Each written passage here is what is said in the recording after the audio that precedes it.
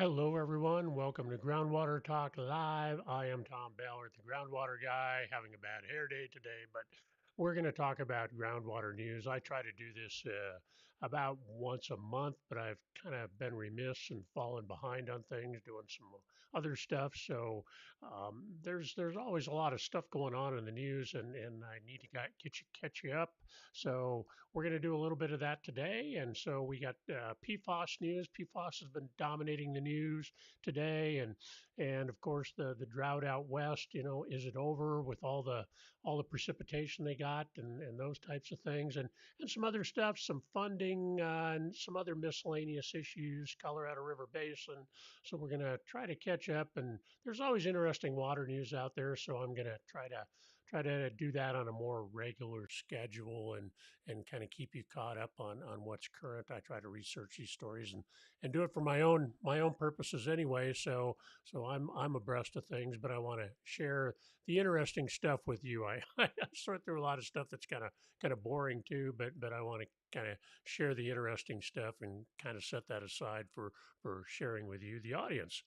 All right. So before we get going here, my usual like, comment, share admonitions. So it really helps us beat the algorithm, as it were, is to kind of get the word out there and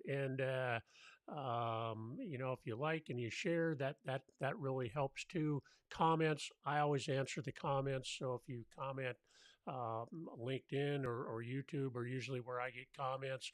I always respond to comments, questions, whatever, and suggestions. I'm looking for that too. So that really helps us spread the word, and we are starting to take off a little bit with our viewership. I realize we're kind of a niche market, so I don't expect to get 10 million subscribers like some people out there, but if we can get out there with good information to water systems and geologists, engineers, drillers, all those people that are the audience here or our target audience, then that's great. So, all right. So today we got a little bit of news we're going to talk about, and PFOS, of course, is kind of the big thing that's been dominating the headlines lately. So I got a few stories I want to share with you. So let's dive into the screen share here and make sure that's working properly. It is not. So that's oh it it's actually working properly. I just had it on the wrong window. So it's always something, right? So, all right. So what we're looking at here is addressing the U.S. EPA's new PFOS maximum contaminant levels. And I pulled a bunch of stuff from Brown and Caldwell this week. They had a bunch of interesting stuff on their website. They actually have a pretty good news service for when it comes to water. So a few of these articles are from Brown and Caldwell. Let me adjust that a little bit because that's kind of well, kind of fix this in real time. Sorry about that, but that's kind of how it goes with these things. Sometimes you got to kind of adjust it in real time to make sure it's working because things change on you is part of the problem with some of this live streaming software. So I think that well, that's still kind of. Sorry about this. You shouldn't have to suffer through this. And there we go. I think we got the screen width right. All right. So let's move that over so it's centered a little bit better. All right. Now we can get into things here. So this is from Brown and Caldwell, and it just kind of it's got a nice little summary table in it, and with the new PFOS levels. So the EPA has really come out with some announcements here. They are going to be issuing MCLs, maximum contaminant levels, for PFOS and the whole series of PFOS chemicals, and there's a lot of them. There's all kinds of different variations. What it's like if anybody deals with dioxins, they know that there's I don't know, 1,000 different variants. So So you got to kind of look at all these things. So there's two main types of chemicals, PFOS and PFAS, but those are the two main ones. They're issuing both maximum contaminant levels (MCLs) and maximum contaminant level goals (MCLGs) for uh, per and polyfluoroalkyl substances, so PFOS. Is what that stands for. So it's just that's a mouthful. So we just say PFOS and PFOS. So these are going to be draft MCLs that they will be issuing, and they'll go through the formal approval process. They're planning to have this promulgated by the end of 2023. They'll become finalized and then become enforceable standards by the end of 2026. So, water systems, once they become enforceable standards, water systems will need to start testing for PFOS. And I can tell you the limits are pretty low here. So, um, they're primarily going to be enforced for community water systems and non-transient, non-community water systems. So the proposed regulations are this. The MCLG, which is the goal, is actually zero, non-detect, 000. And um, right now, and so anything detectable. The limits of detection right now are basically what they're proposing the MCL to be at, which is going to be 4 parts per trillion. Most of us in the water business are used to parts per million and parts per billion. Not too much parts per trillion when you're looking at analyzing for water samples. So this is going to be challenging. All the other PFOS compounds, they're they're proposing a formula and a hazard index, and that's going to be spelled out in the rulemaking.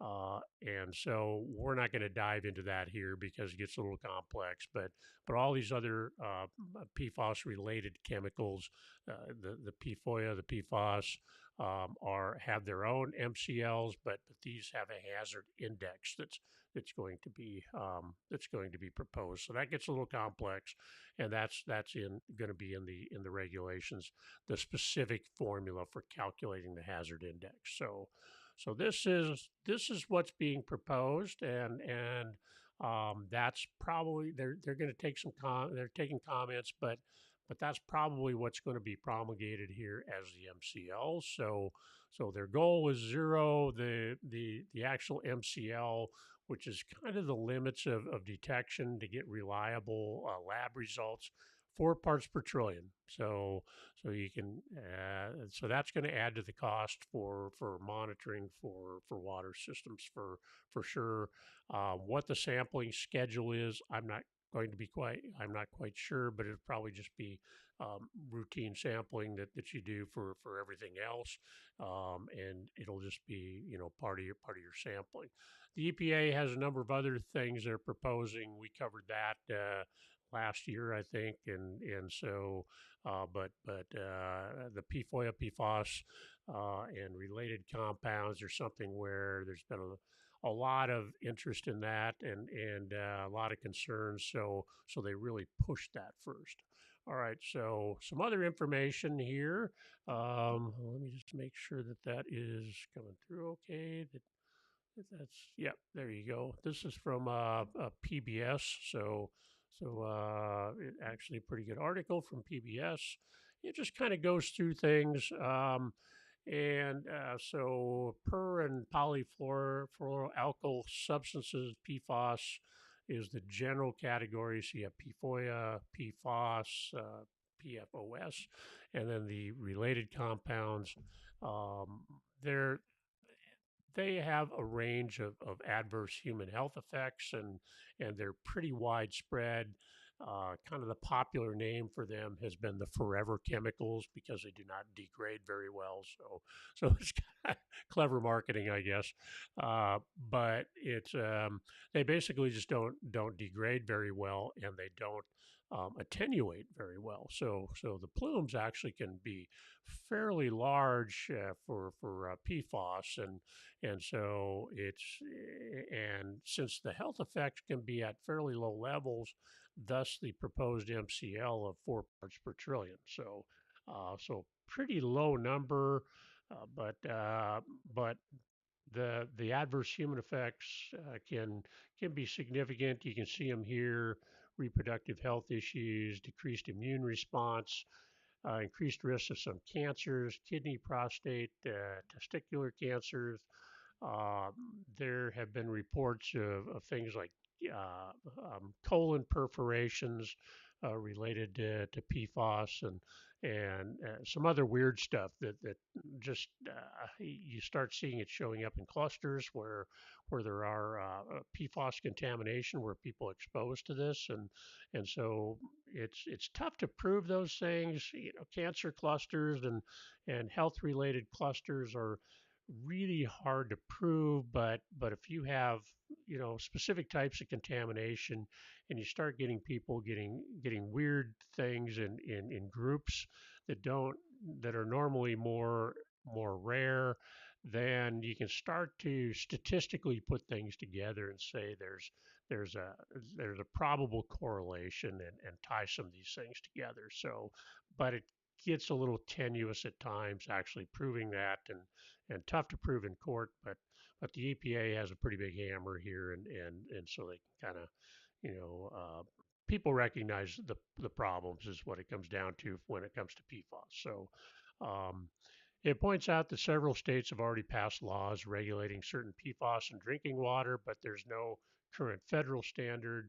The Fed moves slow because they want to make sure that they get the MCL right. You know that the toxicology is correct, and so there's a really a rigorous process that they go through for establishing the MCLs. They need to be legally defensible. They need to be toxicologically defensible. And so there's a lot of things, a lot of testing and statistical analysis that really goes into developing the MCLs and the dose response ratio. If you're a big guy like me, um, or you're compared to somebody that weighs 90 pounds, it's there's going to be a different response. So how do you come up with something that you err on the side of caution is what you do. So that's really what it comes down to, coming up with the MCLs and looking at the human health risk that goes into that. So it's challenging and it's a long process, which is why it takes a while. People say, well, can't you you know just throw these things out there? But the problem is you get legal challenges and we saw in California a number of years ago where the Chrome 6 standards, they came out and they were fairly low and they got legally challenged on it and they had to withdraw them. And they came back with the same standards, but with, but with greater proof and greater scientific documentation why those needed to be the standards to make them basically bulletproof for legal challenges. So that's it, it's a fairly rigorous and long process. So that's really kind of what the process that they go through for developing these things and why it takes a while. Public comment. Thousands of different chemicals within the broader PFOS family. So this rule would regulate 6 specific PFOS. PFOA and PFOS have the specific MCLs and MCL goals, and then the 4 others have the hazard index that they're going to be used, and that's going to be spelled out. Um, so they're pointing out here that the MCL would be at the lowest level that can be reliably measured. So that's going to be the detection limit at the lab, or the reporting limit actually is what's that can be reliably measured for PFOS would be the 4 parts per trillion. Pretty low numbers when you're generally talking about dealing with parts per billion and parts per million, the stuff we're looking at. Um, the rest of this is basically explaining things. they point out what I just mentioned, that drinking water standards aren't solely based on health data, but a lot of other things, and what's technologically feasible is another thing. I mean, obviously, if they have a goal of zero, um, parts per quadrillion or just is not achievable at the lab. So you got to come up with something that you can actually analyze for. So 4 parts per trillion is what is reliably technologically feasible for detecting these things. So they look at that and they take that into consideration as well. I mean, it's not just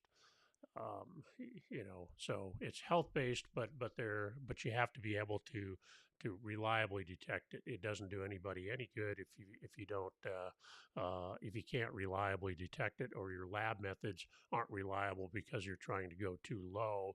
You start getting false positives, false negatives, and that doesn't do anybody any good because you're running these fire drills out there, and it's just because you have a detection that isn't right. So they want something that's reliably detectable, and so the technologically feasible consideration does enter into these things. So that's an important observation. So public water systems and non-transient, non-community systems would be required to monitor for these things. Obviously, as they point out, it doesn't cover private wells, but nothing does. I mean, there is no mandate to test private wells for anything. So we recommend that people do that. Um, I don't know, unless you had reason to suspect PFOS in your well. I wouldn't do it because I suspect as we get rolling on these things, the lab costs are going to be fairly expensive. And so I generally recommend that household wells, private wells, domestic wells, whatever you want to call them, typically test for coliform bacteria. But to run the whole host, and you're spending, $5,000 on testing, probably not something that most people are going to do.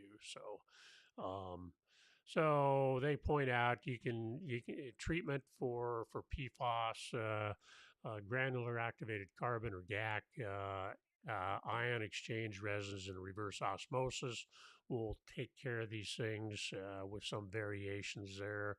Um, Ion exchange and reverse osmosis are effective for most everything, but they're going to be, for like a water system, they're going to be among the most expensive solutions, just because maintaining those systems, you got a brine you got to get rid of, and they're getting better at that technology, but it can be challenging. So treatment for these things can be expensive. Sometimes you can modify the wells to if you know where, if you got specific aquifers where the PFOS is coming in, you can do well modification and maybe seal those zones off, because it's generally going to be a surface water issue. But the jury is still out a little bit on how PFOS migrates vertically in aquifers. And so we always talk about confined and unconfined aquifers, and confined aquifers usually have an aquitard in between aquifer zones, but aquitards are not aquicludes. An aquiclude would mean something would not flow through there. Generally, in these confining layers, there's going to be pathways for things to move through, albeit slowly. Um, so the there, I don't think there's a whole lot of data yet on vertical migration of PFOS through confined aquifer zones. So you may be generally safe by sealing off the upper unconfined aquifers, because this is going to be a surface water contamination issue, just like nitrates would be. So that may be one answer too, as opposed to treatment. But you'd have to evaluate that and do some testing to see if that's going to be a viable option. Um, so there are costs involved in this. The EPA is going to help pay for testing and some things, from $2 billion from the bipartisan infrastructure law, um, uh, to address emerging contaminants, including PFOS and drinking water across the country. So there's going to be some money available to help this, but there's going to be, and one of these articles I got here has kind of an estimated total. I don't think it's in here, But so here we go. When will the regulation take effect? The plan is going to be finalized by the end of 2023, but it it will actually go into effect for water systems in 2026, as we noticed in noted in the previous article. So some reactions. Most people think this is a positive thing. So this is an article just from Water Online, where the water industry reacts to proposed PFOS regulations. So this article just kind of, summarizes things, and it goes through and just looks at the reaction from various people, and mostly it's positive that we're doing this, that we're finally seeing some regulations, some standards, some consistent standards. So now the American Chemical Council, of course, is commenting, saying they have some problems with the science used to develop the MCLs. Um, and say there's other people. So there are some objections to this. Most people think it's good because it's something that's been hanging out there and it's getting addressed. But um, but note this is there's always going to be objections as to the methodology. So there are some objections here. So the American Chemical Council, and there's some other ones that do object to how these standards were developed. Not so much the fact um, that there's standards per se, but they're saying the really low limits and 4 parts per trillion is a low number, will likely result in billions of dollars in compliance costs, and this is true. So, uh, is it necessary to go that low? Because treatment then becomes more difficult. The lower you go, obviously, the higher the cost of treatment and other compliance costs, testing and everything all goes up when you're doing treatment that low. So most of these other ones are fairly positive on the standards, um, and I think that's kind of what we're looking at here is mostly positives, but you can see there are some concerns with the methodology, and you can always attack the methodology, and I think the EPA tends to err on the side of caution on these things, and quite frankly, I think there's a lot of political pressure to go as low as possible, because it's just been PFOS are in the news constantly, and people are concerned about it, and PFOS, PFOS, PFOS. That's pretty much all we're hearing about when it comes to water, unless you have train wrecks in Ohio, and then people start talking about vinyl chloride for a while, and then go back to PFOS. So but so I think there's political pressure on the EPA to go this low. So they may have a point. Do they need to be that low? And to protect human health, a goal of zero is always great, but zero according to what? I mean, if you have standards that can go down to parts, parts per quadrillion, or whatever's beyond that, do you do that? And is it necessary?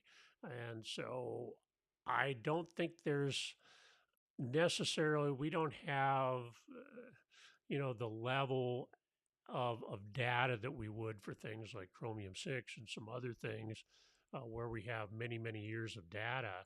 So I think we're promulgating some standards that are based on the limited data. So they're being unusually cautious with this, with that 4 parts per trillion. So there may be some legitimacy to this concern. Is, do you need to go that low and expect your water bills to go up because of the compliance costs for this? So that's important to note. And then finally, American Water Works standard on the proposed PFOS drinking water standards. I think this is kind of more of a longer article, but yeah, here's what this paragraph down here, one, two, three, four, fifth paragraph down. They're looking at the costs here, and this is why I put this up here. Is um, they have some concerns. Is the required levels, the costs exceed $3.8 billion annually nationwide. So the vast majority of these treatment costs will be borne by communities and ratepayers who are also facing increased costs to address other needs, as replacing lead service lines, upgrading cybersecurity, replacing infrastructure, and assuring sustainable water supply. So all the usual infrastructure problems. Now you're adding compliance costs for the PFOS and PFOA on here, or the PFOS in general. And so they have some concerns with the costs involved. And the lower you go, the higher the costs on the standards. So that's really what their concern is. And here, um, uh, so generally, I think they were AWWA is positive on this. They recognize the need for a standard, but they're just pointing out that this is going to be expensive, and the ratepayers are going to the people buying the water system customers are the one that are going to be paying for this. So there you have it. That is the current update on the PFOS standards. So let's move on to some other news. And Colorado River Basin has kind of been in the news too because there was a January 31st deadline to come to a consensus on voluntary water use restrictions in the Colorado River Basin.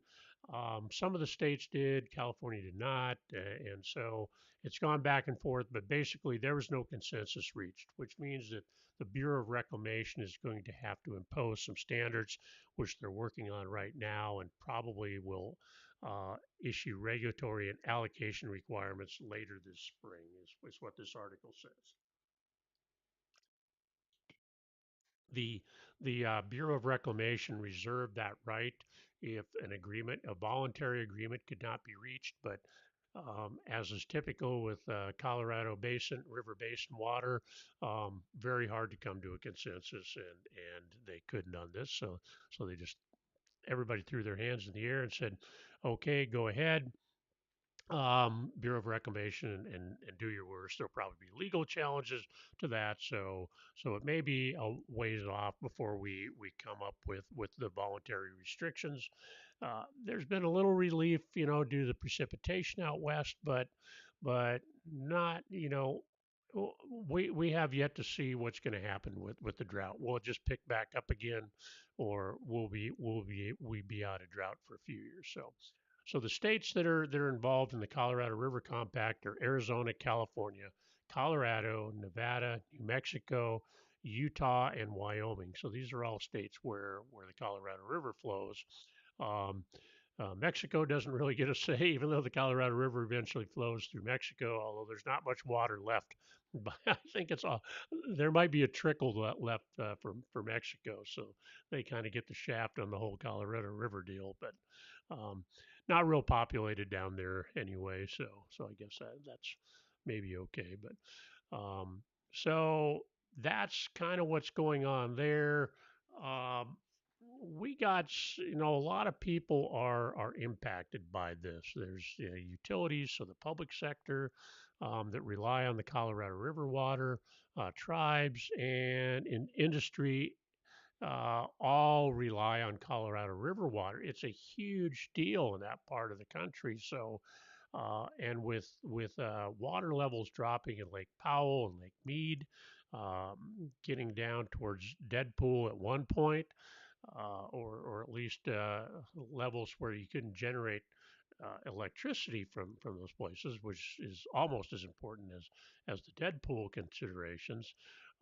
It is a big deal. So there needs to be an agreement, but as with Colorado River, always it's very difficult to come to those agreements. So we will see what the Bureau of Reclamation comes up with. We will follow the story. Um, they talk about impacts here on the public sector and the private sector, and what they do talk about is that there's opportunities for public-private collaborations that haven't really been explored. So looking outside the box a little bit to try to come up with some potential solutions. Uh, my understanding is California is a big problem because they pull a lot of water and they prioritize their own needs everybody else, so they don't usually participate in some of these agreements unless forced to. Um, and they just end this up by saying it takes everybody, and yes, that is true. But you got to come up with a consensus. All the users have to come up with a consensus on how to do that, and so far that has been elusive. So the decision is going to be imposed on them by the Bureau of Reclamation.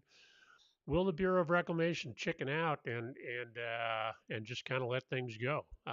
It's I think they're kind of being backed into a corner and they're going to have to do something. So probably what you're going to end up with is a lot of unhappy people that are involved with the Colorado River Compact, but it needs to be done. So how tough the Bureau of Reclamation will be on this remains to be seen. So we will follow that story.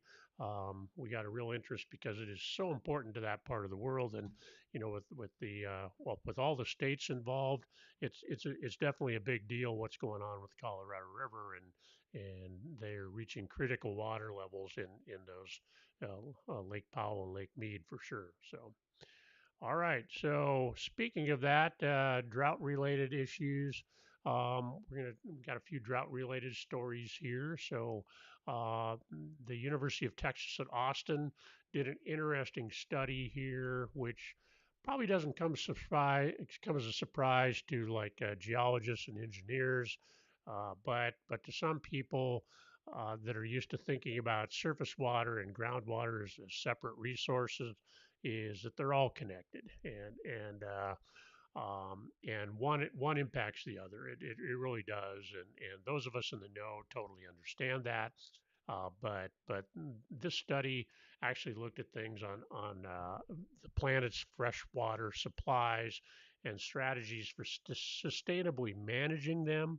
Um, and so you got to consider when you do a study like that, you really got to consider both surface water and groundwater in total. So the solutions really are going to be a mix of surface water and groundwater, but one impacts the other. So they took data from satellites, climate models, monitoring networks, and almost 200 scientific papers to analyze this. So that sounds like a lot of data. There's probably a lot more they could have drawn in here, but they're taking a big chunk of data and analyzing that, and that's tough to do. But they're looking at how changes in different regions happen and what's driving those changes, and so this is going to be an interesting study. Yeah, and I have yet to actually read it. I don't have Nature Reviews Earth and Environment, so I'm trying to track down a copy of that, and hopefully I can find that on the internet because it might be an interesting study. Um, but there are just some interesting findings here. According to research, humans primarily rely on surface water, and this is true because it's more readily available. Globally accounts for 75% of irrigation and 83% of municipal and industrial supply annually. Where I'm at in Middle Tennessee, it's pretty much there's a lot of domestic wells out here, but municipal systems do not primarily rely on groundwater. It's going to generally be surface water because Tennessee has so much of it. Industrial, the same. Agriculture in Tennessee, it's going to be a mix of surface water and groundwater. Mainly groundwater is what they're looking at for wells. But a lot of surface water, and that's true of throughout the globe. So not just Tennessee, but throughout the globe. So groundwater accounts for about 30% of annual groundwater supply, okay. I'm sorry, I misread that. Globally, surface water that seeps into the ground accounts for about 30% of annual groundwater supply. So stuff that's immediately recharged to groundwater accounts for 30% of annual groundwater supplies. So kind of a misleading number there, I think, the way that's written up. Um, so there's a little bit different number here. I'm not sure how they derive some of these numbers, but about 85% of groundwater pumped by humans in the U.S. is considered captured from surface water, which leads to declines in stream flow. So this can be true because surface water, you can have either a losing stream or a gaining stream. A losing stream is going to lose water to groundwater and recharge the groundwater. So, and a gaining stream is going to gain water from groundwater. So gaining stream is going to be impacted by groundwater pumping and groundwater levels.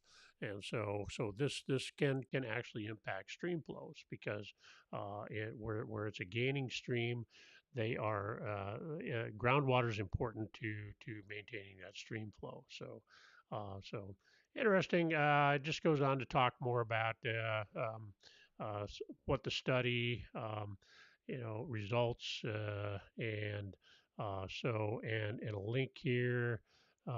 This may be actually the article. I didn't notice this before, so I'm going to have to look at that and try to track that down. So uh, I'm not going to bring that up right now. So more drought news. ABC News published this article. Is the drought over? Spring outlook finds relief and flood risk. So we have had a lot of excess precipitation, and so that's really been a challenge because um, a couple things. One, we've gotten a lot of these atmospheric rivers in California that have dumped a lot of water, so there's record snowfall and rain. Uh, the state hasn't done much to capture things, so it all runs off to the ocean. But it's created a lot of flooding. So people look out there and they say, well, the drought's obviously over. But the question is it?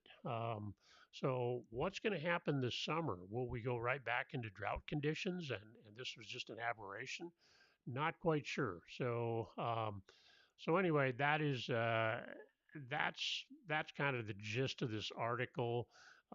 We're seeing some drought relief, but will will we will we benefit from this?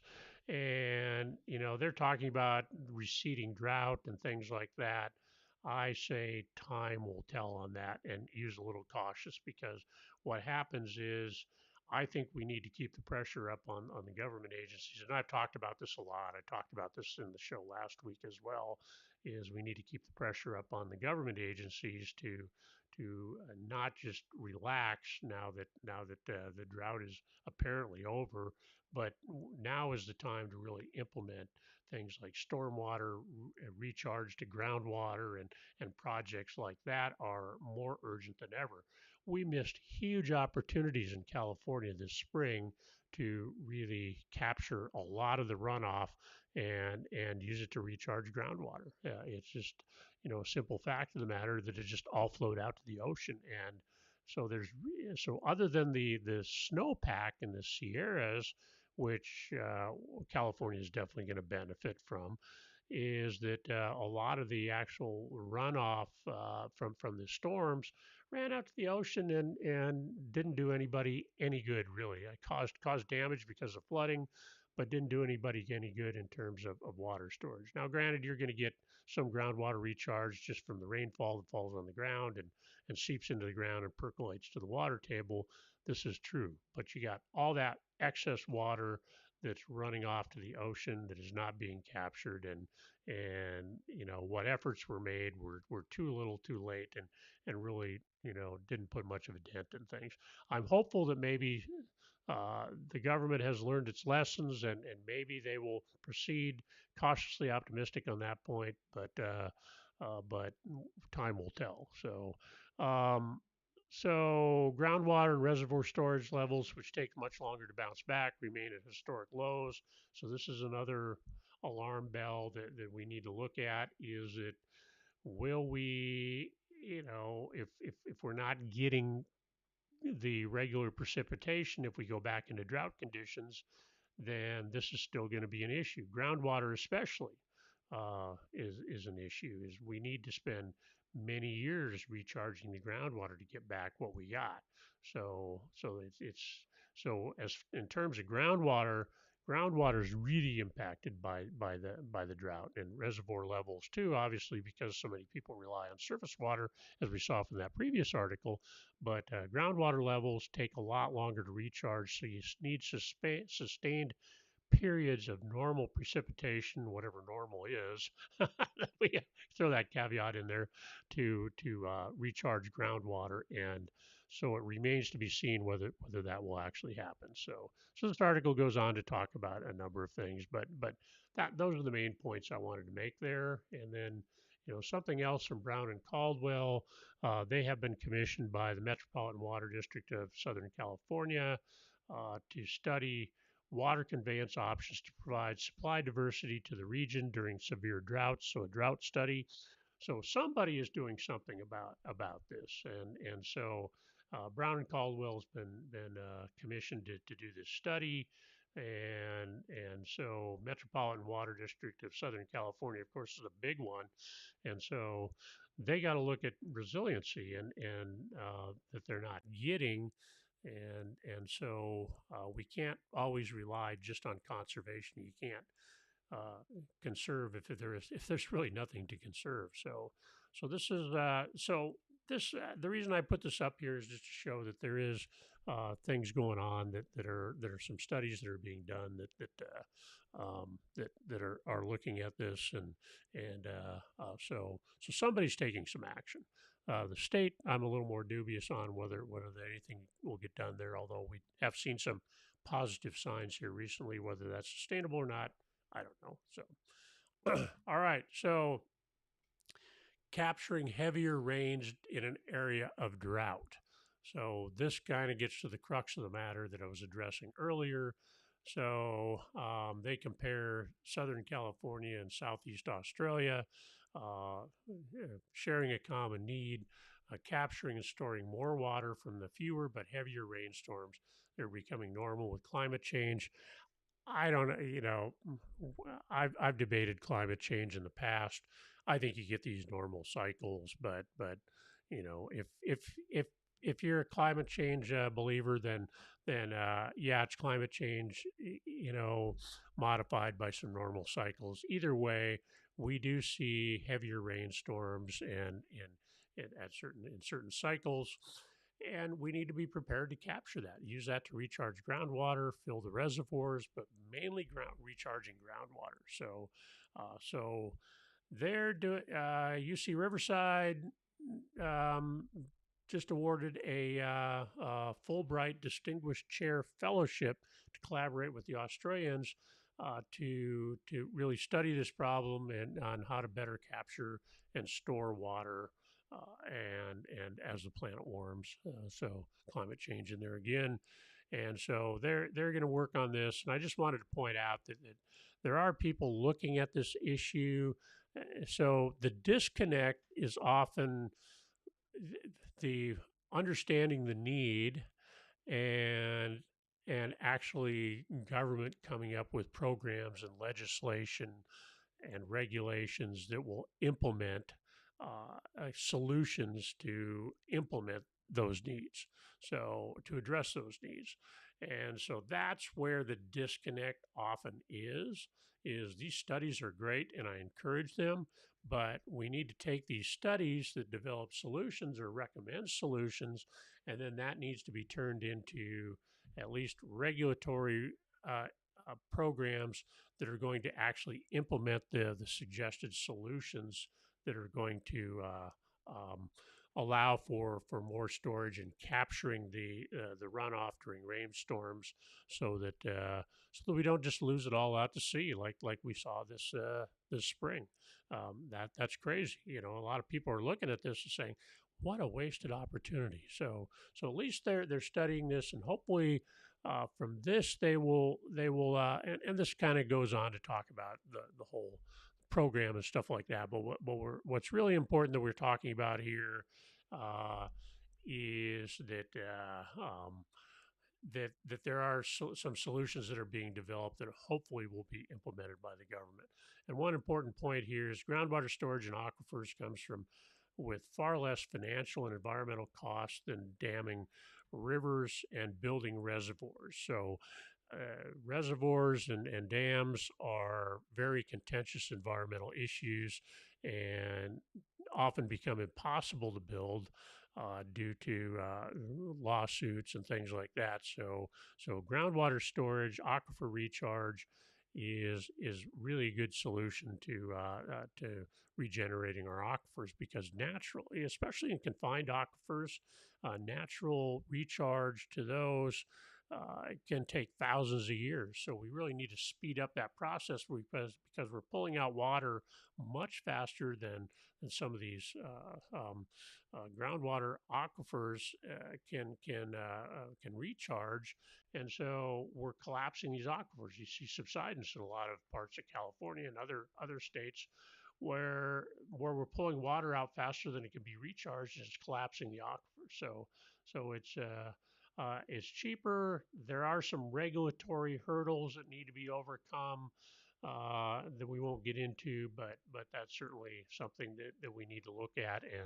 And I think the more groundwater recharge we can do with captured stormwater, uh, we really need to implement things to do that and get some regulations in place that make it easier to do that. We've seen some permit waivers and stuff this year that I talked about last week, and that's all good, but that needs to kind of be a permanent part of our thinking is capturing stormwater and using it to recharge aquifers. Don't waste that water. All right, that's kind of looking at the drought. A couple miscellaneous things here having to do with finances because we talked about some big numbers with the PFOS regulatory implementation. So let's look at a couple things having to do with funding to kind of wrap things up for today. So so here's some concerns here. Here's Association of Metropolitan Water Agencies came up with a little press release that basically looks at inflation in terms of how it affects capital investments. Now, most financially sound water districts are going to have a capital improvement plan and an asset management plan that goes with that. They're going to set aside capital. They're going to understand when they need to replace things. That's the asset management part of things. You know, the lifespan of certain of all the components of their system and when they're going to need to replace things, replacing it on a schedule. The capital improvement plan then sets aside money for doing things on that schedule, plus any emergency type repairs, things break, and you need to do that. But generally the capital improvement program, sometimes they have a separate fund for emergency repairs, but the capital improvement program is generally going to be designed to have enough money available to replace assets. Well, in a sustained period of inflation, obviously the investments that these capital improvement programs are have their money in are going to be diminishing. So is there really enough money there now to replace things on the schedule that was planned? So have they looked at the cost of asset replacement in terms of maybe upping their capital spending and capital investment or capital improvement plans? So that's really the gist of this press release here.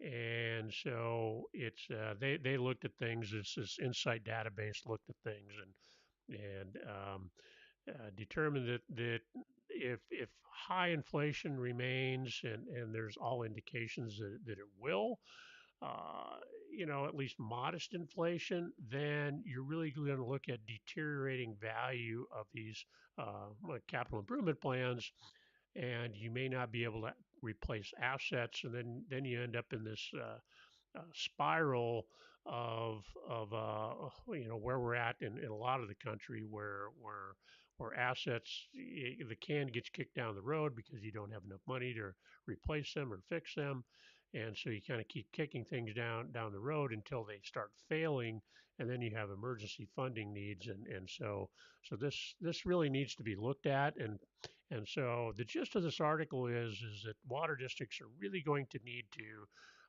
go back and look at their what they need to replace, the present replacement costs, and adjust their CIPs accordingly to account for that. And that's important because if inflation stays and it's not just the grocery prices that are being impacted, it's the cost of the valves and replacing tanks and everything else is going up. I mean, it was pretty crazy for a while. We were seeing like 15-day quotes on things last year when we were having supply chain problems and inflation was kicking in. People would not guarantee their quote for more than a week or so. So you had to make a quick decision on things. So that makes planning very difficult. But it's important to go back and look at that to make sure you have the money to replace your assets when they need to be replaced, or you're going to have problems down the road. So that's the gist here. Last article we're going to look at today is the USDA, which does a lot of rural funding for water systems. They've announced that they're now accepting applications to help farmers improve water quality. So that's the Natural Resources Conservation Service, NRCS, part of USDA, and so they're accepting applications from qualified farmers in the Broad Brook and Farm River watersheds um, in Connecticut. And so I expect that this will kind of expand out there, which is why this may be of general interest. But they're trying this out in Connecticut to start with, so you might see the availability of more funds. And I just wanted to put that out there. Is the USDA, if you have a rural water system or if you're an agricultural water, the USDA is really one to look at as far as funds go because they have a lot of funding programs out there and low interest loans and grants that are available, especially if you're in an area that is below the median household income. Then there's definitely money available. So that's my main point for putting this up there is they continue to develop these programs and it's good if you're seeking funding and you generally fall within the eligibility areas of the USDA, that it's really worthwhile looking at their funding programs and tracking what they're doing because they come up with stuff like this all the time. So that's kind of that. So that is the basically what we had for you today in the water news. So hopefully you found that helpful. Keep you up to date. I kind of do these things on things I think might be interesting. So let me know if you have any suggestions. You can reach me. My website is schydrogeology.com. And a good place to reach me if you want to email me is tballard@groundwaterguy.com. And so I always am looking for suggestions on the show and guests too. And speaking of guests, if you want to be a guest on Groundwater Talk Live, if you got some relevant groundwater information you want to share, or a business that serves the groundwater industry that you'd like to share, you can get a hold of me, or you can go directly to my Book Me page and book a time to come on the show. That'll schedule you up, and I like to have guests. So I got to get back more into that because I think people get tired of hearing me talk all the time. So I'd love to have you as a guest. All right, so we stream on YouTube and LinkedIn mainly. I also have a Facebook group and I've started streaming on Twitch, which is still kind of an experiment. Somebody suggested I should do that, so I'm trying it. So this is my second time streaming on Twitch. So we'll see how that goes and what kind of audience we have there. But all the past shows are available on the Groundwater Guy YouTube channel. So please subscribe, click the bell so you know when new shows come out. We do this generally every Thursday at 11 a.m. Central Time, and we do this live. So we take comments during the show. If you have any comments, you can certainly comment, and I'll answer those live on air. I probably need to do another Ask Me Anything question session at some point so people can do comments. But anyway, that is our show for today. I hope you enjoyed it, and I